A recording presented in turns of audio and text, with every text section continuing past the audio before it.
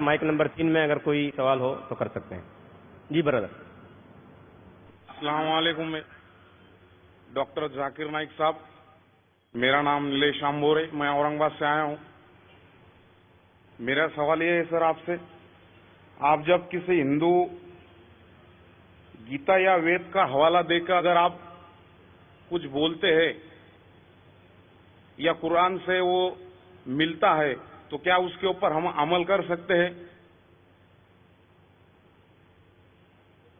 بھائی صاحب کا سوال ہے کہ جب میں گیتا کا حوالہ دیتا ہوں, وید کا حوالہ دیتا ہوں, دوسری مذہبی کتابوں کا حوالہ دیتا ہوں, جب وہ قرآن سے ملتی ہے تو کیا ہم اس کے اوپر عمل کر سکتے ہیں؟ قرآن کی بات یا وید کی بات کریں, گیتا کی بات؟ گیتا یا وید کی؟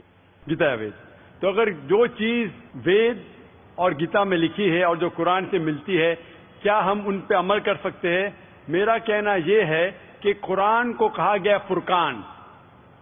فرقان مطلب وہ چیز جو سچ اور جھوٹ کے بیچ میں جو ڈفرنس ہے اس کو پہچانتی ہے.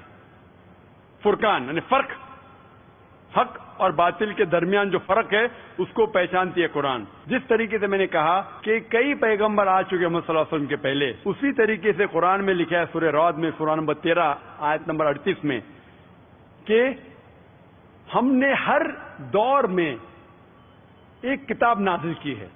نام سے صرف 4 کتابوں کا ذکر ہے, توراہ, زبور, انجیل اور فرقان, قرآن. لیکن اس آیت کے مطابق کئی کتابیں نازل کی گئی ہے, ان کا نام سے ذکر نہیں قرآن مجید میں. لیکن جتنی بھی کتابیں قرآن مجید کے پہلے آئے وہ صرف ایک امت کے لیے تھی, ایک گروہ کے لیے تھی, اور وہ سارا پیغام محدود تھا ایک وقت کے لیے. اسی لیے اللہ سبحانہ و تعالیٰ نے, خدا نے یہ ساری کتابوں کو محفوظ رکھنے کے لیے صحیح نہیں سمجھا, کیونکہ یہ محدود تھی اس وقت کے لیے. اسی لیے یہ جتنی کتاب پہلے نازل ہوئی وہ محفوظ نہیں ہے, نہ اس کی ضرورت ہے.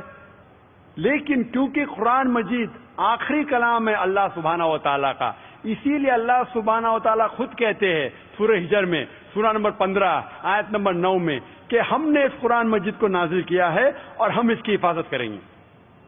تو جتنے پہلے کتابیں آئے ان کے اندر ملاوٹ ہو چکی ہے.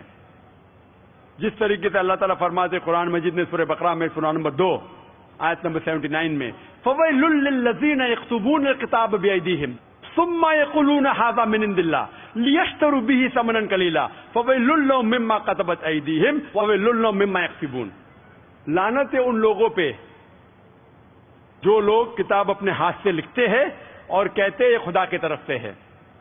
لعنت ان لوگوں پہ جو کماتے ہیں, لعنت ان لوگوں پہ جو لکھتے ہیں. تو اس سے یہ ظاہر ہوتا ہے کہ جتنے پہلے کتابیں آئے ان میں ملاوٹ ہو چکی ہے. یہ قرآن آخری کلام ہے اور کوئی بھی چاہے تو اس کو تبدیل کر ہی نہیں سکتا. خدا خود, اللہ سبحانہ وتعالی خود اس کی حفاظت کریں گے. اسی لیے آج جب میں مطالعہ کرتا ہوں قرآن اور دیگر مذہبی کتابوں کا, اگر یہ میچ ہوتا ہے, اگر یکساں ہے, جو چیز قرآن اور بھگوت گیتا میں یکساں ہے, مجھے کوئی بھی گلا شکوہ نہیں ہے ماننے کے لیے کہ یہ پورشن, یہ شلوک خدا کی طرف سے ہے. لیکن اگر قرآن سے نہیں ملتا ہے تو میں کہوں گا کہ ہو سکتا ہے, ہو سکتا نہیں. لیکن قرآن کے خلاف ہے تو میں کہہ سکتا ہوں کہ یہ خدا کا کلام ہے نہیں. اسی لیے جو کلام قرآن سے ملتا ہے, چاہے وہ شلوک ہو یا منترا ہو, وید کا ہو, اپنشد کا ہو یا گیتا کا ہو, یا چاہے دھما پٹ کا ہو, اوستا کا ہو, دساتیر کا ہو, چاہے اولڈ ٹیسٹمنٹ کا ہو, نیو ٹیسٹمنٹ کا ہو, جو بھی چیز قرآن سے ملتی ہے ہم مسلمانوں کو کوئی گلا شکوہ نہیں ماننے کے لیے کہ یہ بھاگ خدا کی طرف سے ہے. اسی لیے میں یکسانیت کے بارے میں ذکر کرتا ہوں.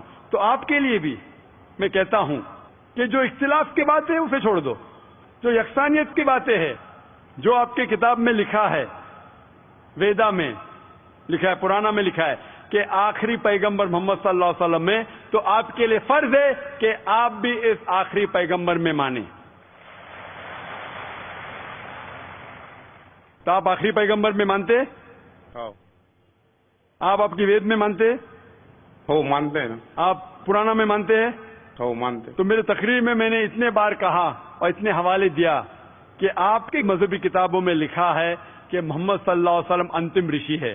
آپ کل کی پرانا پڑھیں گے تو ان کے والد کا نام لکھا ہے وشنو یاس عبداللہ، ان کے والدہ کا نام لکھا ہے سمتی آمینہ.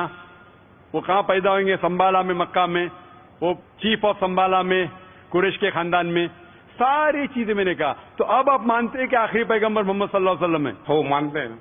ماشاء اللہ.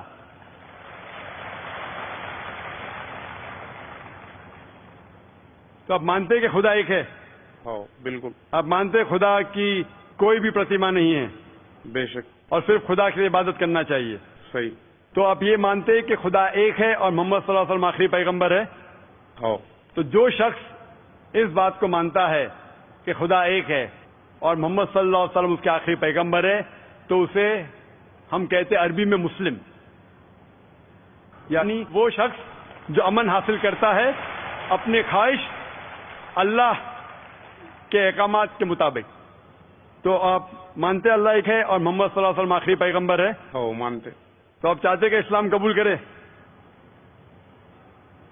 لا الہ الا اللہ محمد رسول اللہ. ماشاء اللہ، ماشاء اللہ،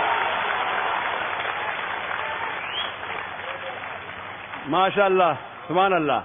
آپ سے زبان سے کہہ دیے کہ اللہ ایک ہے، اس کے علاوہ کوئی معبود نہیں عبادت کے لائق، اور محمد صلی اللہ علیہ وسلم آخری پیغمبر، آپ مسلمان ہیں. جس طریقے سے آپ نے سوال کیا مجھے شک ہو رہا تھا کہ ماشاءاللہ آپ مومن ہیں، اور میں دعا کرتا ہوں اللہ سبحانہ تعالیٰ سے کہ آپ کو انشاءاللہ اس دنیا اور آخرت میں سفلتا دے.